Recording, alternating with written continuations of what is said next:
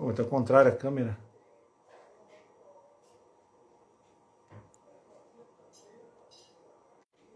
Como que eu vou inverter aí? Beleza. Pessoal da Rádio Atlântica FM, do Instagram, né? Atlântica Rádio FM, estou sintonizando aqui. A gente tem o nosso bate-papo formal hoje com uma entrevista exclusiva, né? Com Daniel Kaltenbach, que já está aí. Já vou te chamar, Daniel, tá bom? Já vou te chamar. Daniel Kaltenbach, um brasileiro que faz sucesso nos Estados Unidos, que fala de ciência, espiritualidade, é youtuber, escritor, empresário. O homem é 7 em 1. Parabéns aí para ele. A gente vai entrevistar ele já já aqui na Rádio Atlântica FM. Já já a gente está entrando na Rádio Atlântica também, né? Por enquanto estamos aqui no Atlântica Rádio FM. Eu vou te chamar aí, Daniel. Aguenta a mão que eu vou te mandar o convite aí, tá? Eu vou te mandar o convite. Fica tranquilo que eu vou te mandar o convite, tá? Deixa eu só mandar aqui os convites. Convidar ajudando hoje nos trabalhos técnicos. Estou com o meu script aqui do lado, ao vivo aqui pela Atlântica Rádio FM. Aê, Daniel, boa noite, Dudu. Boa noite, como é que você está, Marcelo? Tudo bem? Opa, tudo bem, graças a Deus. Como alguns dizem, justo e perfeito. Amém, é isso aí, com certeza. Beleza. Até a Maria, que está me assessorando aqui, já vai colocar a rádio no ar. A gente já faz pelas todas as plataformas. Você que vai ouvir pelo CX Rádio, a gente já está entrando no ar, tá? CX Rádio, que é a Rádio Atlântica FM, líder da audiência 30 meses seguidos. Gratidão a você pelo CX Rádio, na cidade de Indaiatuba. Gratidão a você pelo Rádiosnet, Rádio Atlântica FM, líder da audiência dos últimos 3 meses seguidos aqui em Indaiatuba, no Rádiosnet. Claro, você do site radioatlanticafm.com também gratidão. E aqui do nosso Atlântica Rádio FM, essas 4 plataformas para acompanhar o nosso bate-papo formal. Hoje, novamente, com esse querido amigo natural de São Paulo. Ele que é, como eu falei, escritor, youtuber, empresário, advogado, espiritualista, também que trabalha... várias coisas, né? Mas espero que não tenha esquecido nenhuma. É isso mesmo, Daniel? Não somos nada, não, nós somos grandes aprendizes desse planeta, né? Da Mãe Gaia. Estamos aí todos juntos. Mas é isso aí, né? O importante é a gente estar sempre animado, né? Animado, feliz, para a gente continuar sempre aprendendo, crescendo e aproveitando a vida da melhor maneira possível, no sentido da gente não reclamar, no sentido da gente estudar, da gente se preparar, porque tem muita coisa boa para a gente fazer, né? Tá certo. Valeu, Maria, dos trabalhos técnicos que já está no ar. Então você na radioatlanticafm.com, na Rádio Atlântica FM pelo CX Rádio, Rádiosnet. Gratidão, ótima noite. Bate-papo formal com o Daniel Kaltenbach, o brasileiro que faz sucesso nos Estados Unidos, falando de ciência e espiritualidade, que está dando essa entrevista exclusiva com a gente. Ô, Daniel, antes de começar, já começando, você sabe que aqui eu joguei futebol de salão, sou treinador de futebol de salão, e eu desenvolvo a Copa Rádio Atlântica FM de futsal, categorias menores. Já estamos na 2ª edição, e sábado que vem as finais lá em Elias Falso, interior de São Paulo. Aliás, as minhas 2 categorias, eu entrei com 4 categorias, 2 estão na final também.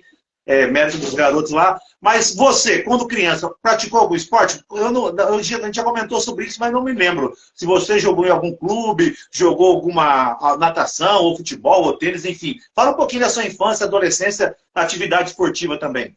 Olha, Marcelão, eu sempre fui fanático, assim, por jogar futebol, né? Então, eu, desde criança, desde que eu me conheço, eu jogava futebol. Jogava futebol ali na escola, eu estudava de manhã, passava a tarde inteira jogando bola, né? Então, com os amigos. Aí depois eu era sócio do Clube Pinheiros, né, em São Paulo. Também joguei futebol lá no Clube Pinheiros. Joguei futebol no meu colégio. Mas o futebol sempre foi, assim, a minha paixão em termos de esporte. Mas eu fiz também polo aquático. Fiquei muitos anos fazendo polo aquático. Um esporte muito gostoso, maravilhoso também. Muito, muito bacana de se fazer. Joguei vôlei. Participei de campeonatos de vôlei também, na escola, né, no colégio. Joguei um pouquinho de basquete. Basquete não era meu forte, não. Basquete eu mais brincava, não jogava, eu brincava, né? Brincava de basquete. Enfim, mas eu nadei, sempre fiz muita natação, até por causa do polo aquático, né? Então, depois eu continuei nadando. Até hoje eu nado um pouquinho. Hoje eu não jogo mais bola porque as peças do corpo já começaram a quebrar, né? Então, assim, eu tenho que ser bem de brincadeira mesmo, né? Senão a coisa não funciona. Mas eu continuo nadando enfim, mas sempre gostei muito do esporte também. E sem dúvida alguma, essa sua iniciativa, Marcelo, é muito bacana, né? Parabéns aí pelo trabalho que vocês estão desenvolvendo. E se as pessoas, principalmente os jovens, entendessem realmente a importância do esporte na vida, né? Eu tenho certeza que não teria nenhum que não estaria fazendo. Então, tudo que você faz realmente, a Rádio Atlântica e você, Marcelo, fazem para incentivar o esporte é muito, muito bacana mesmo. Parabéns, viu? Não, eu te agradeço. Bom, já começando também, por coincidência, não como você fala que não existe coincidência, hoje é dia 20 de julho, né? Hoje, há 54 anos atrás, o homem pisava na Lua pela primeira vez. Neil Armstrong, né, pisava na Lua dia 20 de julho de 69, depois o Buzz Aldrin também pisou, e depois só o Michael Collins que não pisou, que ele ficou na nave lá, acabou não, na Apollo 11, acabou não pisando na Lua, mas hoje é o dia 20 de julho. O que significa essa data em termos de astronomia, de ciência e de espiritualidade, dia 20 de julho, Daniel? Bom, Marcelo, eu acredito que esse momento, esse marco, né, de 69, do homem indo para a Lua, é um marco muito mais importante do que parece. Porque é um momento em que, mesmo de forma inconsciente, o ser humano, pela primeira vez, começou a se entender como uma família humana. E ali começou. E é um processo que está em andamento com essa globalização.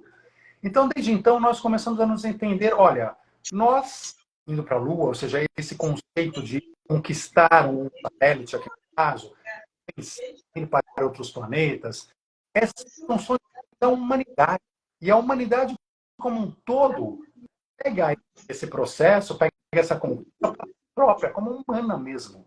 E, de fato, todas as nossas conquistas espaciais, que virão muitas daqui para frente, nós veremos como humanos. Então, assim, isso no inconsciente coletivo da humanidade, é uma mudança de chave. Começa, então, a realmente, como consequência, um novo processo de agregação, união da humanidade, que vai intensificar muito nas próximas décadas. Tá certo. Bom, eu preparei algumas perguntas aqui, tá? Tem até um script meu aqui, que eu tô parecendo o Faustão, sabe? Leva um papelzinho comigo aqui para poder não esquecer. Aí abri também para as perguntas, depois eu selecionei 3 perguntas aqui, aí depois eu vou estar fazendo um pouquinho mais para frente. Mas vamos lá, então. Eu selecionei aqui, como a gente tinha combinado, aquele cronograma de perguntas, né? Primeira pergunta que eu tenho aqui, Daniel, hoje eu tentar explorar bem essa parte aí mística, tal, de conspiração, é sobre o Simpson, os desenhos do Simpson. Sempre vira e mexe, muita gente associa o desenho do Simpson com profecias que eles tinham previsto lá atrás e hoje estão acontecendo ou veio acontecendo nesse período de tempo. Os Simpson, eles faziam profecias que eles concretizaram, é apenas mera coincidência, ou eles fazem parte dos Illuminati, já sabia tudo o que ia acontecer e usaram os Simpsons como um canal de comunicação? Olha, Marcelo, claro, acho que tem muitas coisas. Os Simpsons é uma série, né, que acho que, agora, enfim, não vou ter na memória exatamente, mas são mais ou menos 20 e poucos anos de série. Então é bastante desenho, bastante produção. Então é claro que uma coisa e outra acaba sendo uma certa coincidência. Mas tem muitos fatos ali dentro que é muito além de uma coincidência, são realmente muito diretos, né? São coisas muito, muito objetivas, muito diretas, e que assim fica difícil a gente dizer que há uma coincidência. A produção dos Simpsons, quer dizer, a gente fala assim, a produção de quem produz por trás, né? Não sabe exatamente o que está acontecendo, mas existem sim grandes, né? Ou seja, grandes influenciadores desse planeta que se utilizam não apenas do Simpsons, mas sim dos Simpsons, respondendo sim aos Simpsons, e também a Hollywood, cinemas, mídia, né, nem se fala, mas para quê? Para realmente divulgar certas informações, para passar essas informações. E muitas coisas já estão projetadas por esses grandes grupos. Se a gente fala lá de 11 de setembro, se a gente fala, né, ou seja, de Covid, a gente fala de muitas coisas que já estavam num certo programa, por assim dizer, e que são colocados, não só essas questões como outras, para que a população também vá trabalhando no seu inconsciente, para que as coisas fiquem como uma coisa natural, para que às vezes até não chamar tanta atenção para um evento e outro que poderia chamar mais atenção. Enfim, há muitos interesses, muitos motivos diferentes pelos quais se coloca muitas coisas dentro do cinema, dentro da mídia, dentro dos Simpsons, seriados e assim por diante. E muitas vezes os produtores, às vezes sim, às vezes não, nem sabem exatamente o que estão colocando lá, mas é trazido para eles e eles colocam. Então, assim, então existe sim uma grande influência, mas é gigante, uma gigante influência na humanidade, tentando justamente conduzir a humanidade a certo tipo de pensamento, a certo tipo de ações, a certo tipo de jaula, né, por assim dizer, de enquadramento psicológico, que é feito através de todas essas grandes produções. E os Simpsons foi, sem dúvida alguma, e é uma grande produção. Então não estaria fora disso e foi colocado dentro desse processo. Tá, bom, beleza. É lógico que é um pouco assim, claro, né? Às vezes é um pouco complexo entender, mas isso é, pelo que eu entendi, é uma manipulação. As pessoas que dirigem isso são manipuladas para poder inserir esse conteúdo também? Sim, sim, sem dúvida. É uma manipulação global que a gente sofre hoje. Né? Hoje a gente sofre uma manipulação em todas as áreas. Mas de quem? Nos manipulam para acreditar que o nosso sistema financeiro é melhor, para acreditar que o nosso sistema de alimentação é o melhor, para acreditar que as pessoas realmente precisam passar fome, para acreditar que o homem depende de uma indústria de carne, por exemplo, para acreditar que a indústria, outras, é a melhor indústria, está fazendo tudo da forma correta e que nada melhor do que isso pode ser feito, enquanto, na verdade, a gente não busca curas, a gente busca paliativos, para acreditar que a utilização de energia fóssil, né? Ou seja, as grandes indústrias petrolíferas também é a única solução e a melhor solução. Enfim, então a gente é manipulado a acreditar que esse mundo que está ao nosso redor é o que é e é o melhor que tem e é o normal e que não teria alternativas. Quando, na verdade, há alternativas muito melhores, mais eficazes, mais humanas, com inúmeras vantagens em todos os setores de nossas vidas. Só que a mídia não vai deixar, se você não pensar livremente, se você depender da mídia para pensar, ela não vai deixar você pensar. Ela vai fazer você acreditar que está tudo em ordem, que tudo é como é e que tudo deve continuar sendo desta mesma maneira. Então as pessoas não se levantam, não trazem novas ideias, não se revoltam, não no sentido de guerra, mas no sentido de se posicionar fortemente contra muitas coisas que estão aí, porque essa mídia e esse trabalho todo que é feito, ele acalma a população, ele deixa a população mansa, né? Mansa, pacífica e acreditando que essa é a única realidade possível para a nossa humanidade. Beleza, só mandar um abraço aqui para o Fábio que entrou aqui. Esse aqui é difícil ler, hein? L-I-Y-U, sei lá o que é isso aqui. Elaine Lucide, a Isabel dos teclados, Isabela Bueno, o E. Batista, o Clado Fox, o Marcos Paulo, quem mais aqui? O RG Cunha, a Vitória também entrou aqui, o Azevedo, o Miguel, o Araújo, a Marcela Pereira, Rosângela Pereira, Rosângela Central. Nossa, é bastante gente aqui que entrou. Vou falando aos poucos aqui. Bom, beleza. Vamos falar agora dos Illuminati. É muita coisa que se fala na internet. É que eles manipulam tudo, que eles são uma sociedade secreta, que eles mandam em tudo, que eles querem colocar na coisa das pessoas, a gente uma manipulação, vai achar que as coisas estão boas, mas depois vão dar. E aí tem vários Illuminati, né? Dentro de um tem vários, se é que existe, você vai falar para nós. Tem os Illuminati, como no filme Anjos do Demônio, lá do Dan Brown, que era livro, virou filme, que é um Illuminati mais científico, né? Que queria dominar o mundo, mas através da ciência, e matar o Papa e aquelas coisas lá que invadiram o Vaticano e tal. Aí tem os Illuminatis que queriam achar aquela pedra que era uma união de um triângulo lá, que dava o poder do tempo e espaço do filme Lara Croft. E vários outros Illuminatis. Aí tem os Illuminatis na internet que mistura com maçonaria, que uma coisa não tem nada a ver com outra, mas os caras querem ligar que tenha. E tem o do desenho dos Illuminatis, que é os super-heróis. Enfim, quem são os Illuminatis? Pois existe realmente uma grande...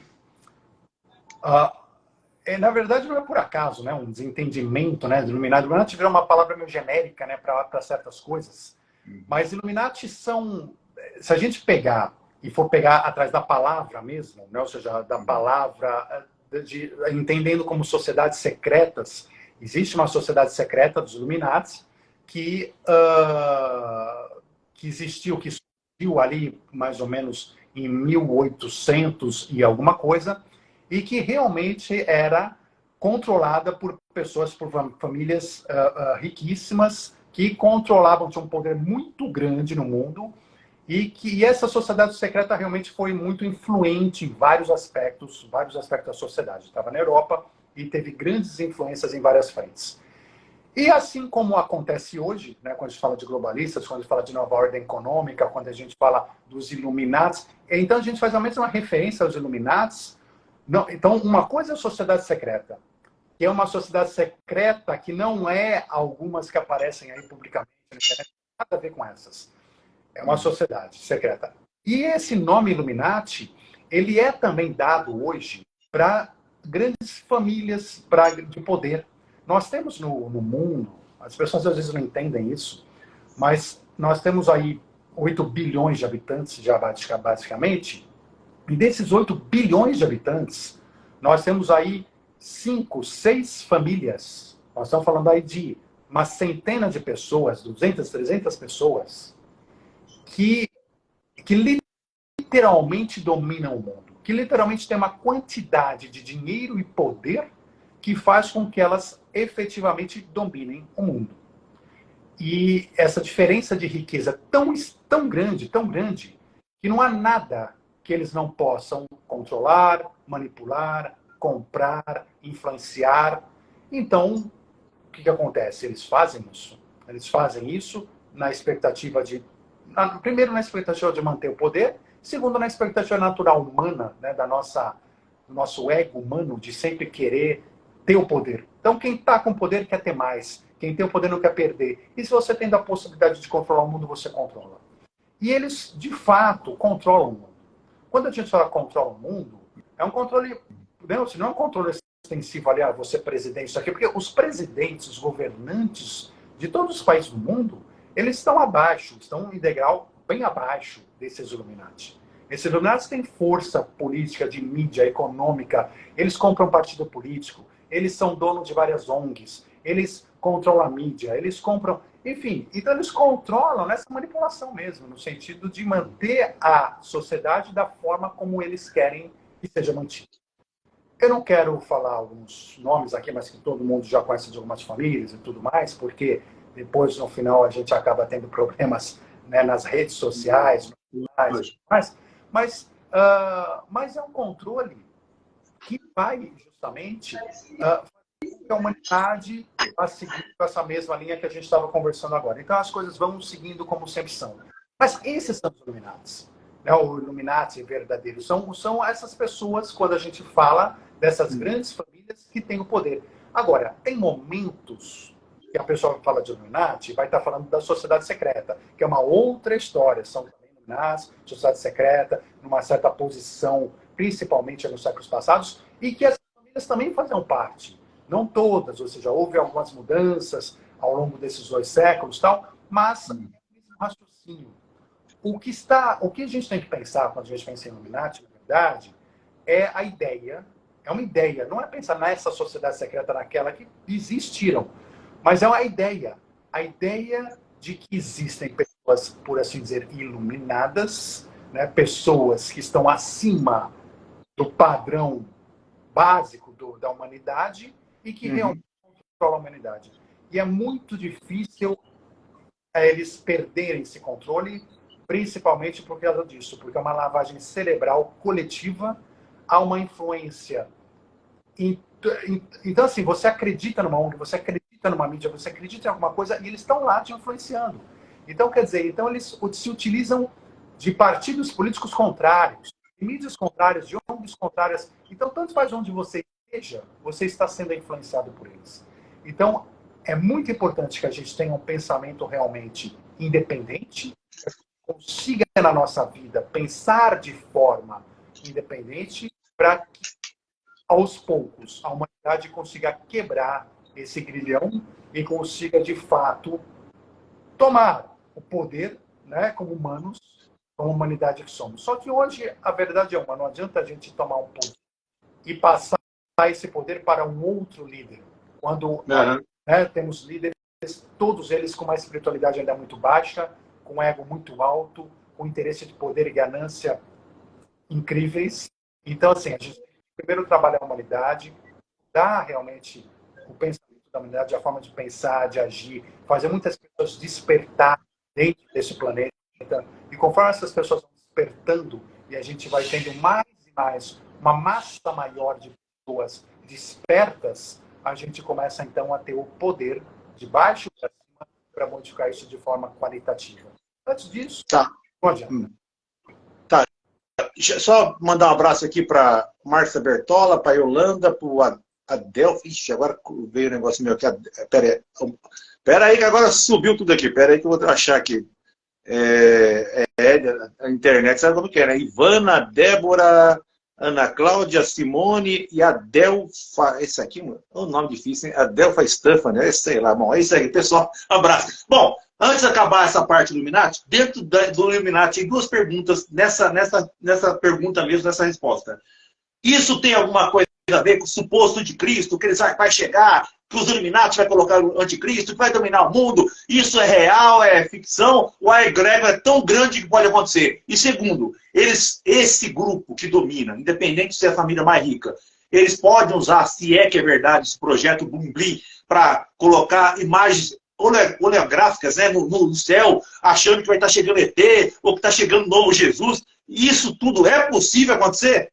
Bom, acho que essas duas perguntas vão juntar numa resposta só. Intimamente interligadas. Sim, é possível. E sim, na verdade, isso está em andamento. E muitas coisas já aconteceram. Então, veja, como é que você mantém as pessoas sob o seu comando? Como é que você consegue, como é que você faz para manter o poder?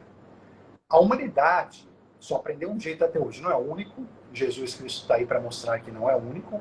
Mas a humanidade só sabe uma forma de atuar para manter o poder, que é através do medo. Então, a quem tem o poder e quer manter esse poder, ele pega quem está abaixo e implanta nessa população o medo. Porque quando você implanta o medo na população, a população perde o interesse, vamos dizer assim, de lutar por novas coisas e tal, e aquele instinto de preservação, o instinto de sobrevivência, faz com que você apenas se preocupe em se proteger daquele risco. E não se preocupar com mais nada. Então, só você começa a se preocupar com aquele risco. Então, o que eles fazem? Eles colocam algo para que a gente tenha medo, para que a gente tenha receios, e então você acaba já se preocupando só com a sobrevivência, então você não está preocupado em tirar ninguém do poder, você quer sobreviver, e a pessoa que no poder ainda vem como o anjo, como o protetor, como, né, aquela pessoa que traz a solução para o problema. Então, quer dizer, quando você traz a solução para o problema, você acaba, então, ainda engrandecendo aquele seu líder, porque aquele seu líder é justamente quem pode te salvar. Então, é assim que você mantém o poder. Você dá o medo e você dá a solução.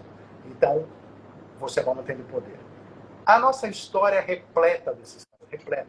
Então, se a gente pegar, exemplo, a própria igreja, né, a própria igreja católica fez isso ao longo de séculos, no sentido de colocar o medo na população. Qual que é o medo?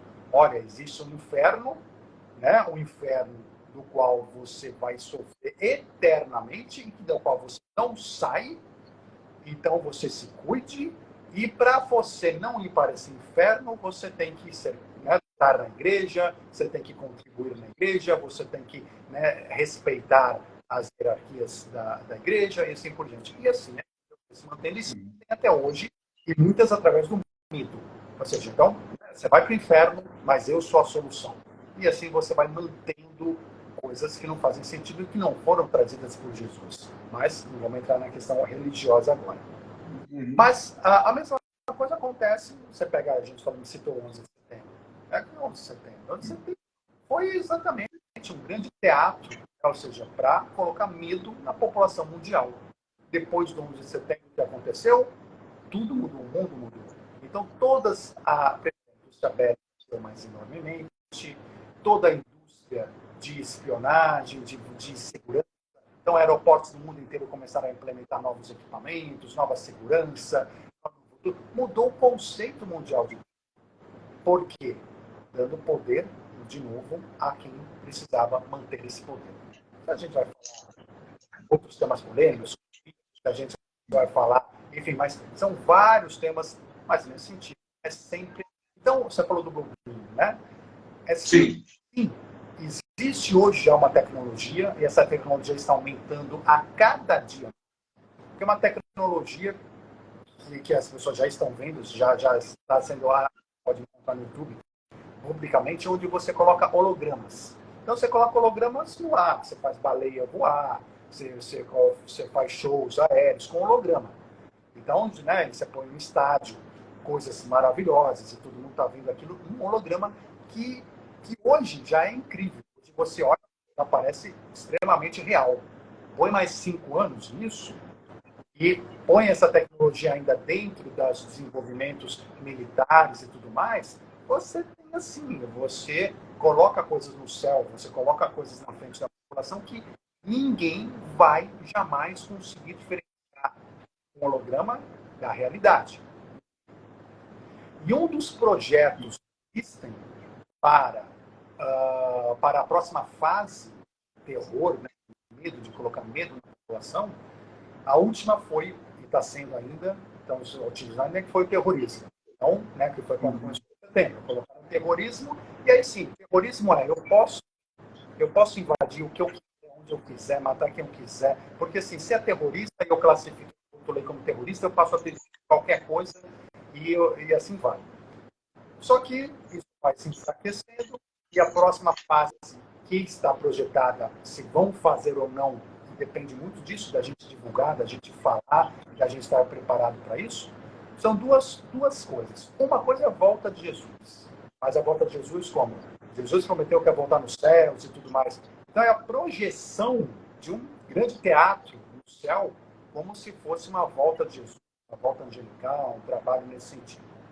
E a segunda possibilidade é uma invasão extraterrestre. Então, assim, realmente é você colocar no céu naves e tudo mais, só que invadindo e destruindo. Aí você fala, como é que vão destruir o holograma? Vai, você pega 11 de setembro, destruíram 2 prédios, junto com 2, não, 7 prédios. Né? Quer dizer, mataram quantas mil pessoas.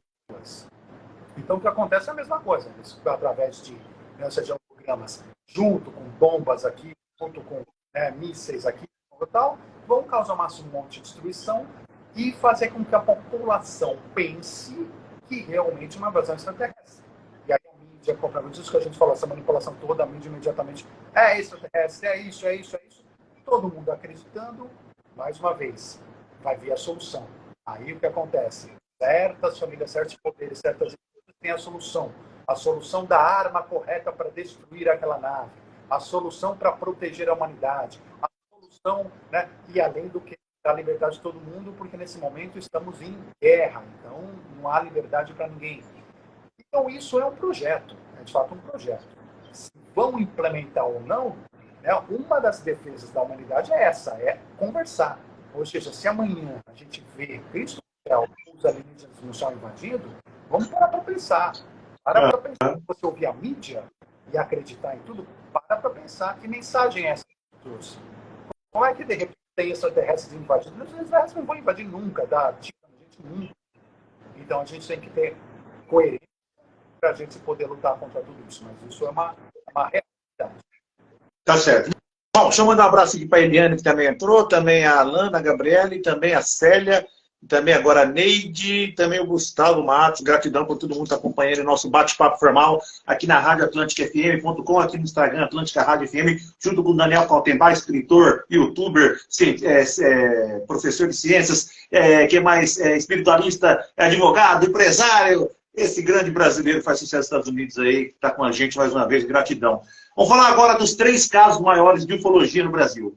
A Operação Prato, que foi no Nordeste brasileiro, aconteceu algumas influências supostamente de naves espaciais na pele das pessoas, e foi um grupo militar investigar isso no final dos anos 70, se não me engano.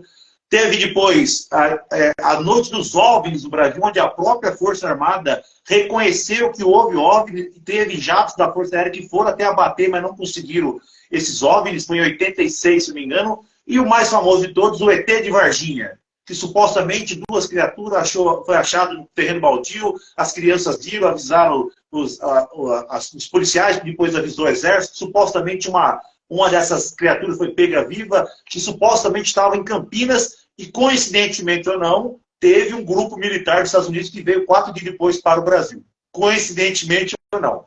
Fala para mim desses 3 casos de ufologia, os 3 são verdadeiros, algum é falso, e em especial o ET de Varginha. Realmente aconteceu? E se sim, qual tipo de extraterrestre que era que aconteceu lá em Varginha? Pois é, então, primeiramente, né, a gente pega aí, você mencionou 3 casos importantes, realmente interessantes da ufologia brasileira. Então, o caso para aconteceu na década de 70, nós tivemos depois a noite, né, dos OVNIs na década de 80, tivemos Varginha, que foi na década de 90, então veja, né, recentemente, mas em cada década com ele, não que sejam os únicos eventos, mas eventos que tiveram a grande repercussão. Uhum. E, então, começar pelos 2 primeiros. Os 2 primeiros é a Operação Prato, assim, é uma operação que é comprovada, assim, não tem dúvida, é confessado pelos próprios militares, você tem registros, você tem tudo mais. Então, você diz que foi avistado, do que aconteceu, da interação da aeronáutica, inclusive, com OVNIs. E, então, foi uma operação, né, ou seja, foi ligado mais a uma operação militar na década de 70. E não é uma coisa que fala assim, como aconteceu. Você fala assim, aconteceu, é fato. Não se esconde mais isso. Então, aconteceu. Agora, a questão é aquele negócio, interpretação, mas o que era, o que foi, né? O que tratavam-se de óbvios mais? Sim, na verdade, eles tratavam. Né? Ou seja, a discussão que hoje, mas se tratavam, claro que se tratavam de óbvios. E operações como essa, junto com militares, acontecem no mundo inteiro todos os meses. Todos os meses. Não é uma coisa rara, é uma coisa que acontece o tempo todo. Nós temos OVNIs na nossa, né, aqui na nossa atmosfera, aqui, 100% do tempo. Nós não estamos falando de uma coisa rara, de coisa incomum. Então, a questão é incrível que a humanidade ainda precise, que esteja ainda numa fase, que ainda precise de chegar a uma emissora de TV para falar que é óbvio. Ou seja, quer dizer, a gente não tem a própria capacidade de discernimento, a gente precisa que um presidente venha falar que é, ou que um coronel é. Primeiro que todos esses já disseram, né? Quer dizer, primeiro que é princípio, cada desses a gente tem vários exemplos que falaram. Mas o que a gente está esperando? Que tipo de oficialização que a humanidade acha que precisa para entender que a ufologia é um fenômeno milenar e que acontece na vida da humanidade desde sempre, continua acontecendo. Então, assim, mas isso faz parte, daquilo que a gente está falando, da manipulação. O próprio fato de quererem induzir uma certa parte da população a ficar discutindo na cabeça se existe jovem é manipulação. Então, isso faz parte de uma manipulação. Que a gente tem que se livrar disso, pelo amor de Deus. Né? Quer dizer, como é que a gente pode achar que a gente é o único ser habitante, né, do universo infinito do cosmos? Não faz nenhum sentido. Nem matemático, nem lógico, nem coisa alguma. Então, né, então a gente tem que parar com isso. Agora, então, a Operação Prato sim aconteceu. A operação da Noite dos OVNIs foi porque assim ela foi já com civis, ela se iniciou com civis, com avistamento feitos por aviões, né, pessoas que estavam em aviões, e o avião inteiro vendo, né, ou seja, todo mundo vendo, e aí depois com entrevista com os passageiros, com tudo mais, com radares apontando a existência de vários OVNIs, localizando vários OVNIs. Aí em seguida vai o exército, a aeronáutica atrás dos OVNIs, mandam caças também, apontam, localizam, estão no radar, vão atrás, não conseguem perseguir, acompanham, enfim, relatos que aconteceu. Então nós temos relatos de civis, relatos de pilotos de avião, relatos de pessoal da aeronáutica. Enfim, foi um momento, uma noite que estava cheia de OVNIs no Brasil. A dúvida de que aconteceu. Então, também esteve lá e foi uma noite incrível para a ufologia brasileira. E depois tivemos o caso de Varginha. O caso de Varginha é mais delicado porque ele envolve seres biológicos, né, seres que teriam sido vistos ali de Varginha. E aí é aquela história, né? Ou seja, até que... Então, temos que separar. Primeiro, existem seres dessa aí, Claro que existem. Agora, entraram e aprenderam e levaram. Então, aí que entra a discussão da história. Onde está a discussão? A discussão está aí. Será que realmente aprenderam e tudo mais?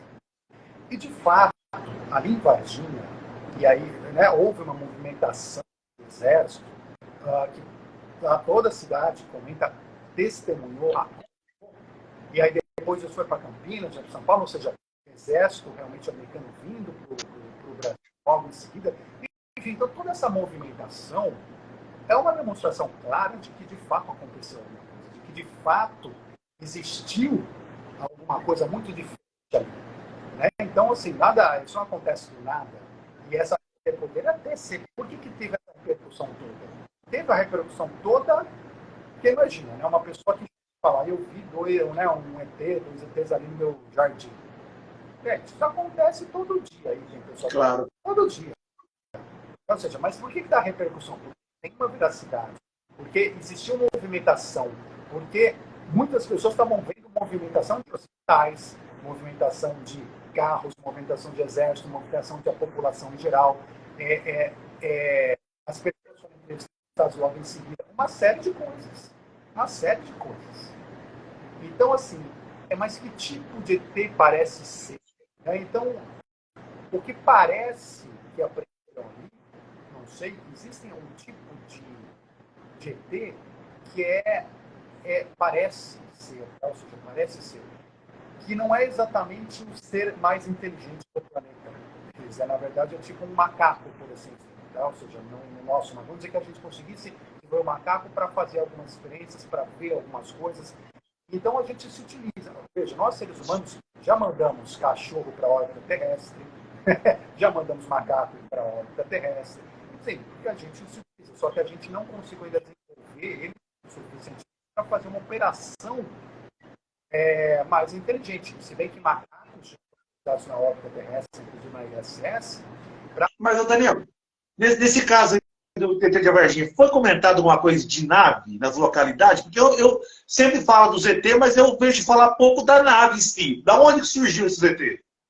Se fala pouco mesmo, ou seja, se fala pouco, e por isso até que o entendimento maior é de que não são, que serão seres deixados por algum motivo, para fazer alguma coisa e que acabou dando errado, que acabaram sendo capturados e que não deu certo. Mas, então, até por isso que se fala, porque assim, não há realmente muitos relatos de nave, há relatos dos seres. E a gente tem aí muitos seres nesse sentido. Nós temos a ideia do chupacabra. Na verdade, é a mesma coisa, né? São seres que são deixados aqui por uma experiência, por alguma coisa, e que depois eles pegam de volta e levam embora. Só que dessa vez não é pegar de volta nem levar embora. Né? Os seres ficaram. Então eles foram apreendidos e acabou não levando embora. E o que pode acontecer. Mas vejam, então é mais ligado a isso. Ou seja, ligado a realmente um biológico extraterrestre que estava por aí. De onde ele veio? Ele ter vindo de uma nave. Dá para cair no espaço. Mas essa é mais a história de Varginha. Então ela está mais ligada e é muito interessante por causa disso, porque ela traz o físico, né? O ser biológico para uma análise que, infelizmente, foi levada aqui para os Estados Unidos. Tá, beleza. Então tem mais duas perguntas, antes de passar as três perguntas que eu selecionei do pessoal, mas antes de dar um abraço para o Diogo Vinícius, o Caio Edmilson, a Ruth Contadora, a mãe do Norberto Curvelo, lá de Eunápolis, a Bahia. Abraço, dona, sempre conosco. Ela está pedindo para mim direto lá em Eunápolis, mas qualquer dia eu vou lá em Porto Seguro de conhecer o Brasil, conhecer a dona Ruth. A Gi também entrou, o Valdir Almeida, o Francisco Silva, esses aí que mais o pessoal que entrou agora. Valeu, pessoal, gratidão, hein? Bom, tem mais duas perguntas da que eu selecionei, fora as que o pessoal comentou aqui. Eu selecionei três do pessoal, eu vou deixar para o final. Tem duas perguntas importantíssimas. Essa é importantíssima, eu sei que vai dar polêmica, mas não tem como eu perguntar. Afinal de contas, por tudo que você conheceu, você estuda, e você pergunta, quem é Baphomet? Ou Baphomet? Eu nem sei como chama, se é Baphomet, Baphomet, enfim, aquele ser que foi colocado como aquele bode lá, você sabe como é que é, nem vou entrar em detalhes aí. Bom, vamos lá. Vamos responder por partes.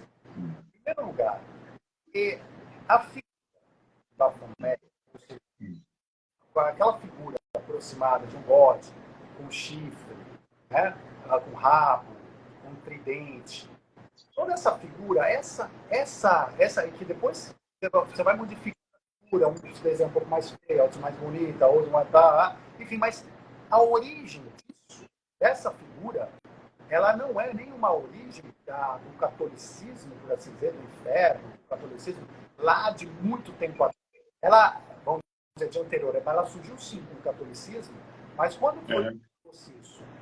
Ele trouxe isso nos primeiros séculos, quando a igreja, para ganhar poder e para trazer muitos adeptos para a igreja, muitos adeptos que eram pagãos. Então, quem eram os pagãos? Né? Eram as pessoas que não eram católicas, né? Que não seguiam a igreja.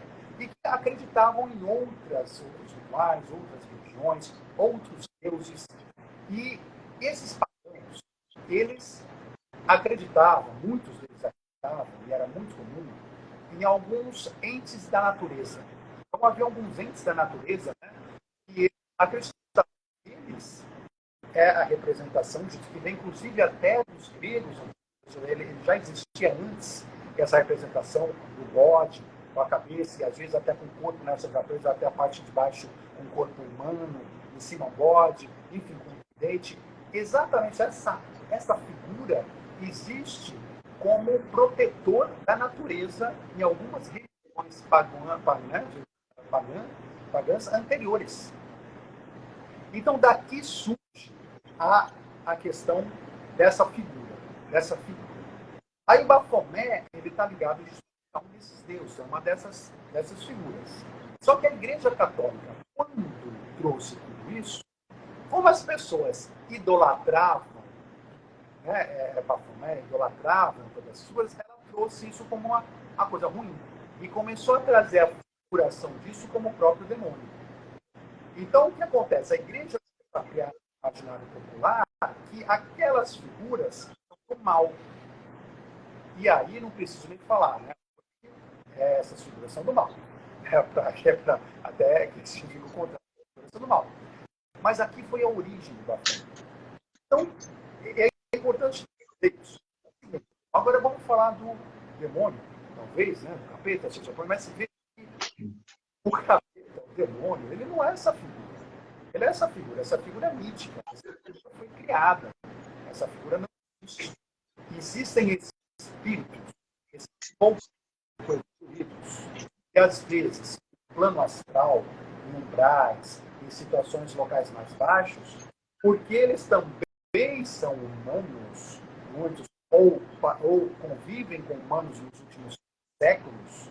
Então, quer dizer, eles fazem parte da nossa cultura, veja, estão todos na psicosfera terrestre. Todos os umbrais, eles estão na Terra, uma dimensão paralela no planeta Terra. Parte da nossa história, da nossa cultura. Então, nós temos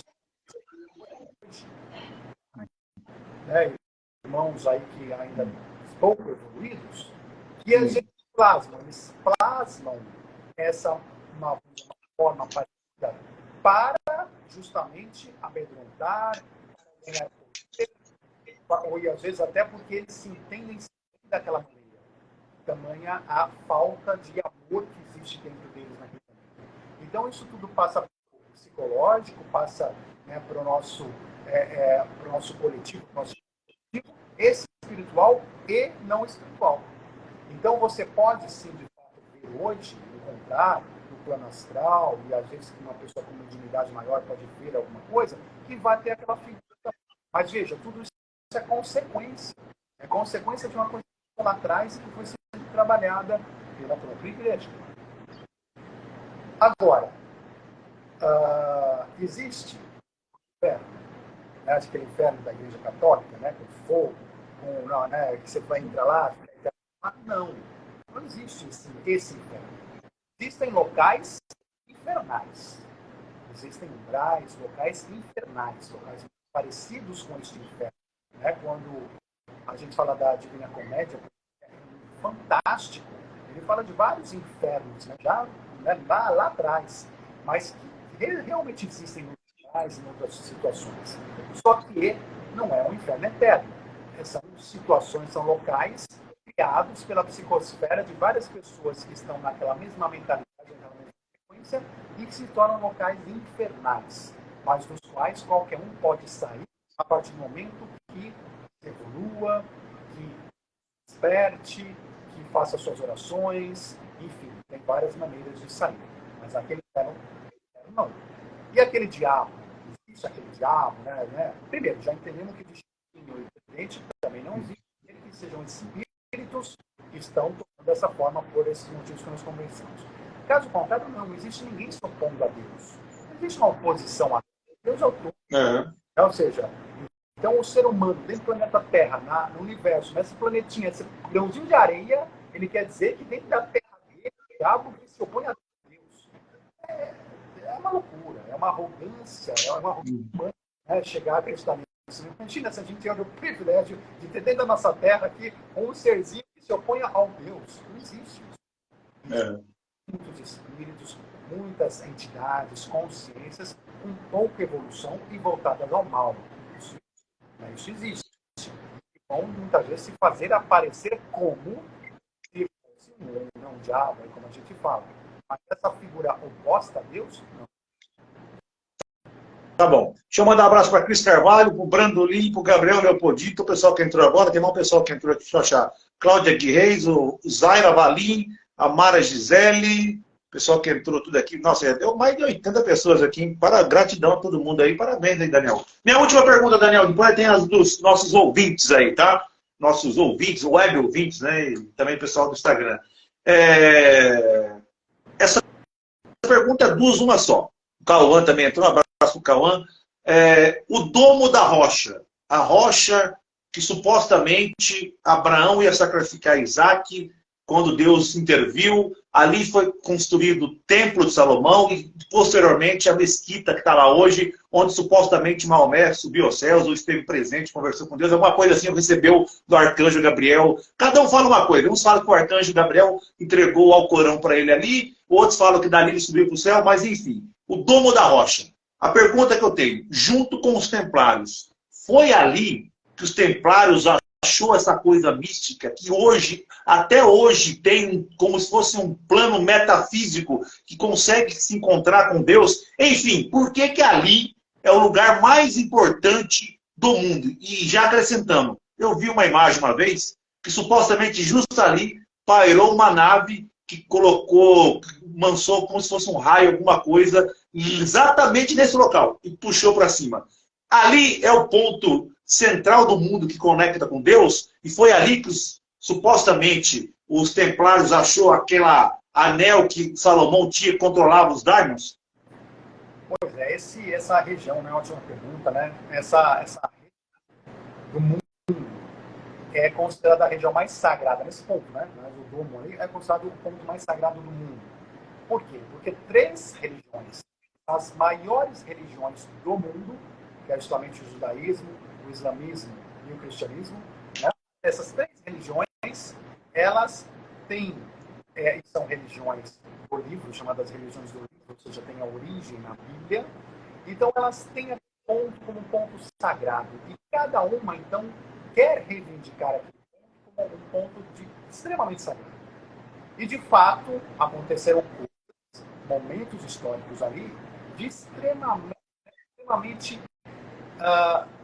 importantes na história da espiritualidade humana, na história do desenvolvimento espiritual humano. Então, não é por acaso que essas 3 grandes por aquela região há milênios.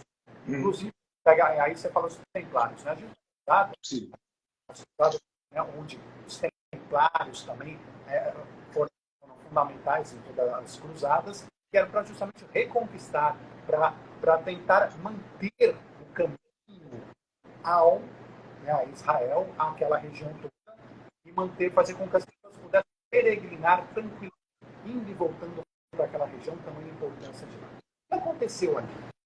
Ali nós temos o Templo de Salomão. O Templo de Salomão também estava aqui. Quando a gente fala de Templo de Salomão, nós estamos diretamente nos templários. E estamos falando de um templo que foi construído, né, por um dos maiores mestres da história, Abif, que construiu o Templo de Salomão. E dentro do Templo de Salomão, ele servia para guardar a Arca da Aliança. Então, a Arca da Aliança foi construída para guardar as tábuas dos 10 mandamentos e guardar outros sagrados.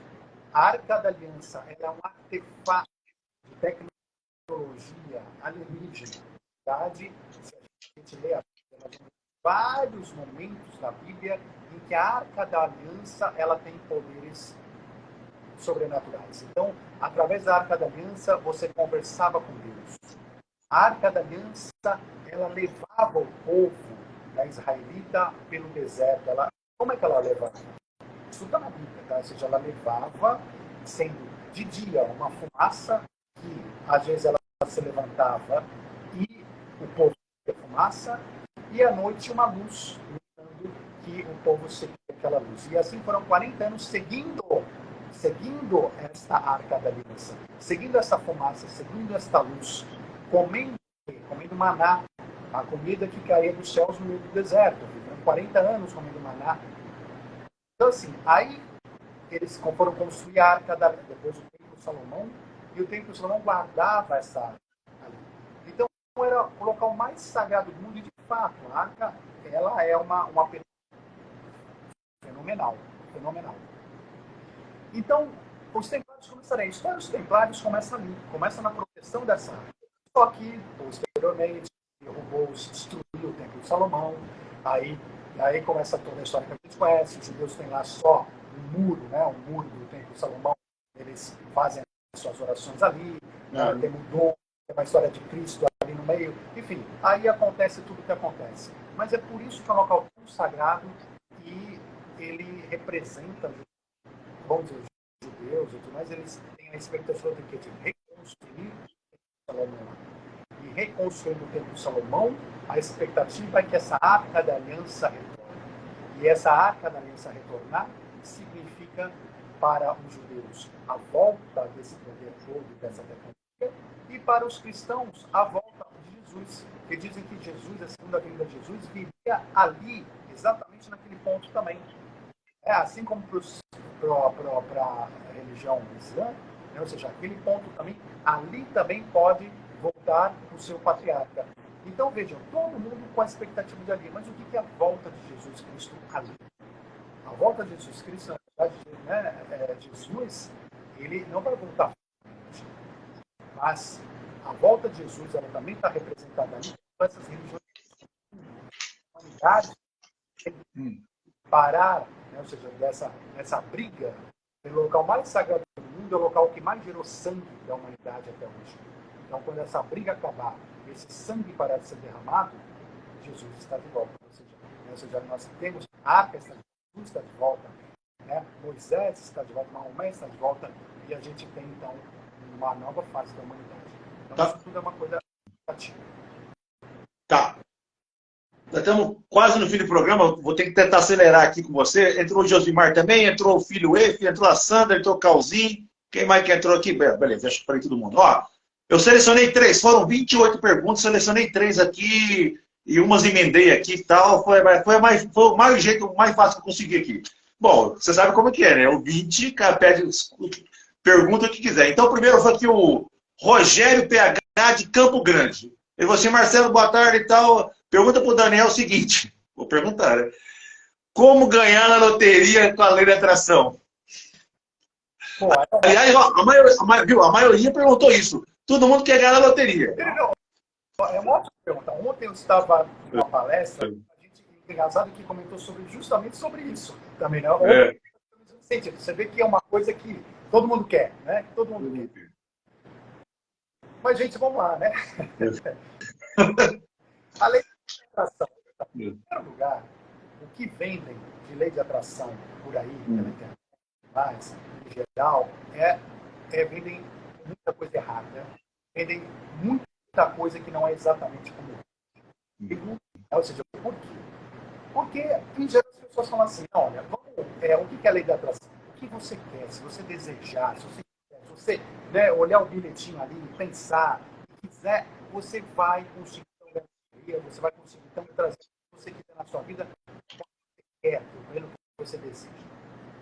Só que as pessoas não entendem, às vezes, e muitas pessoas na internet não têm interesse nenhum de dizer isso, porque querem justamente vender a ideia de que é só querer, e aí vão te vender cursos de querer, e aí, enfim, e a coisa vai. Mas a lei da atração é uma lei milenar, e ela está ligada à atração de frequências, à atração quântica, está ligada à nossa mentalidade, está ligada à nossa psique, está ligada ao nosso ser como um todo. O que acontece? Nós somos energia. E a gente, como energia, nossos campos eletromagnéticos, a gente emite essa energia. E essa energia que a gente emite, a gente começa a atrair coisas de acordo com a que a gente emite. Então, a gente realmente, a lei da atração ela é fortíssima, ela funciona demais. Vai atrair para a nossa vida tudo que a gente emite. Mas aí que está o problema. O que a gente emite? E o que a gente vai atrair? Tem que pensar no teu todo. E não num pensamento de uma coisa específica que você quer. Você pensa no seu todo, no seu, na sua completude. Então, o que de fato você está emitindo? Você emite coisas positivas? Você emite realmente alguém que acredita de fato que você pode, que você sabe o que você vai fazer com esse dinheiro, ou com a conquista que você está buscando? Você, de fato, acredita em você? Você acredita no universo? Você quando eu falo isso, de fato é simples, é simples. Então, a lei da atração, ela não vai atrair para você aquilo que você quer. Ela vai atrair para você aquilo que você é. O que você conseguiu mudar nos seus campos magnéticos, na frequência, para atrair o que você está querendo. Porque não adianta você não mudar nada, você ter um monte de frequência desequilibrada, você ter um monte de frequências, às vezes até de pensamentos negativistas, de ideias erradas, tortas, e aí você, porque você quer muito coisa, você acha que você vai atrair aquilo. Não vai, por quê? Porque a sua frequência como todo não está emitindo. Então você não vai atrair aquilo. Então é importante, quando a gente quiser, ou qualquer outro desejo, é que você começa a ser transformado. Se transforme, queira, não apenas queira e seja.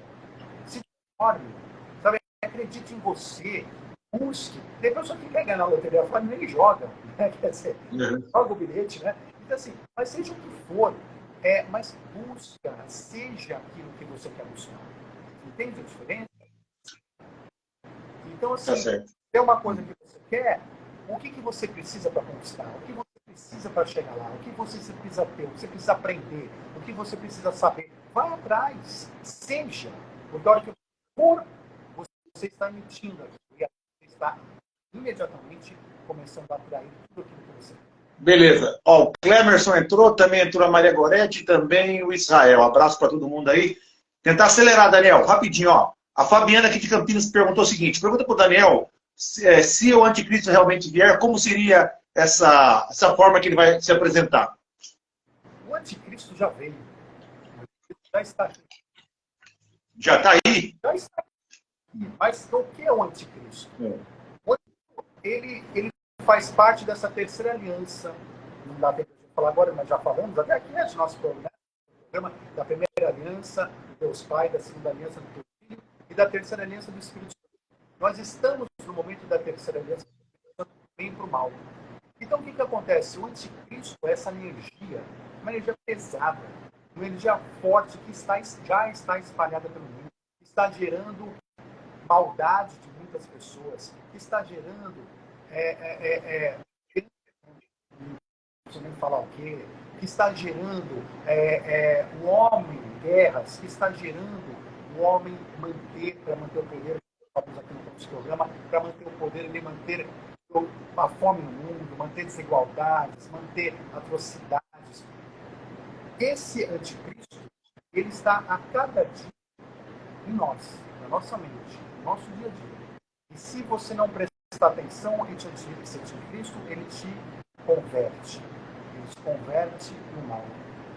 Nós estamos numa transição planetária onde está havendo a separação do mundo e do mundo. E é por isso que esse anticristo já está aqui, nessa frequência, nessa energia. Ele faz parte do Espírito Santo, do lado negativo, por assim dizer, do Espírito assim dizer, onde está tudo espalhado, tudo espalhado.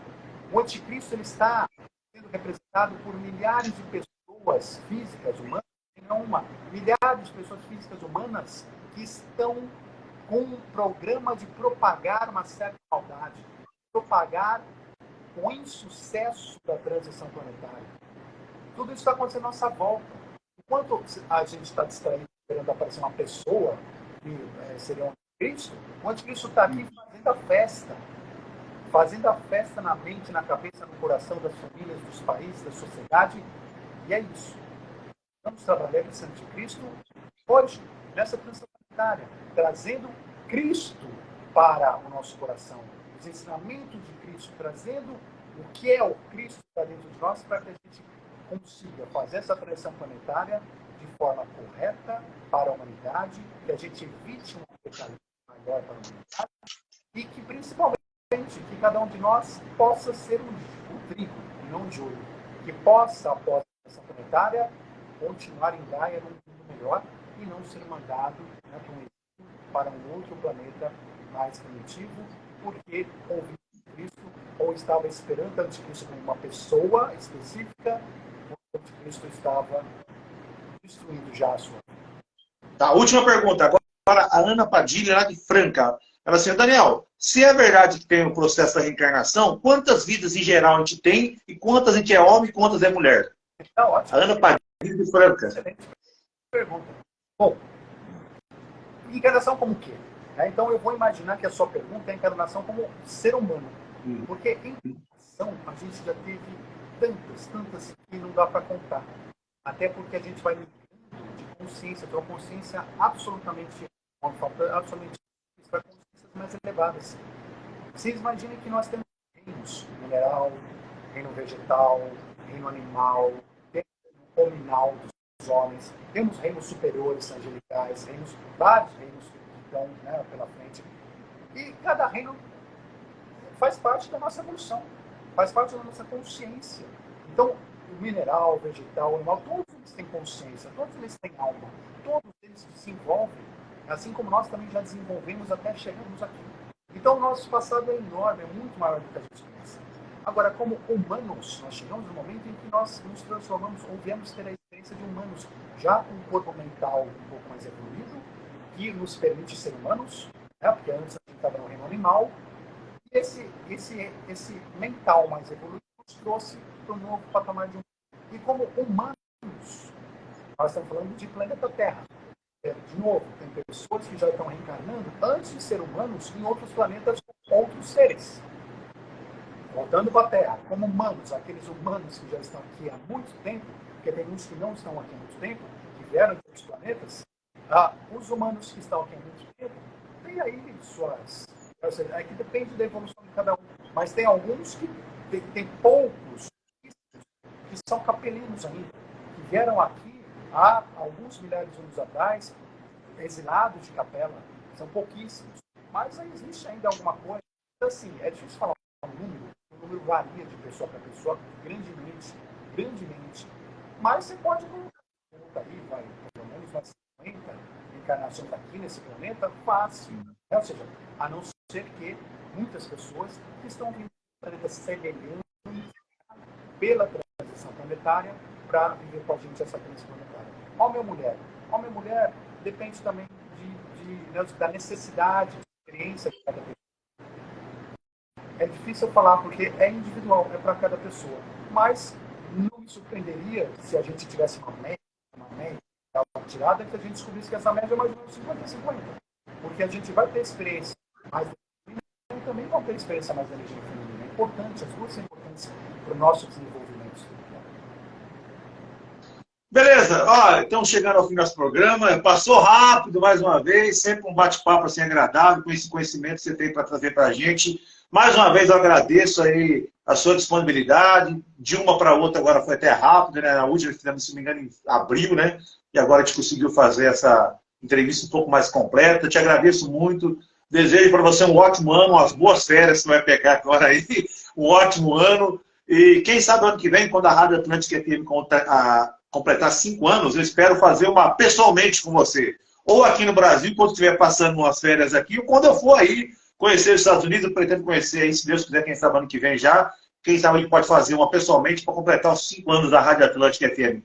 Novamente, gratidão pela parceria com o programa Conhecendo o Universo, que sempre aos domingos vai ao ar com a sua palestra. Sempre, claro, a gente pega gravada, mas pega as suas palestras.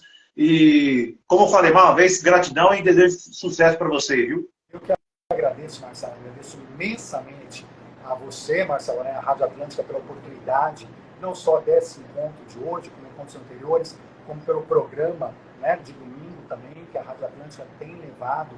Aí todo domingo é uma palestra nova, um conhecimento novo, um assunto novo. Então, assim, parabéns, gratidão imensa e gratidão a todos vocês também que estão aqui assistindo e que prestigiam a Rádio Atlântica também. Um forte abraço, muita luz a todos vocês e a gente se encontra logo mais. Beleza, pessoal? Valeu, gratidão, Daniel Cantemar, gratidão você da Rádio Atlântica FM, do CX Rádio, do Rádios Net e aqui no Instagram. Até a próxima. Tchau!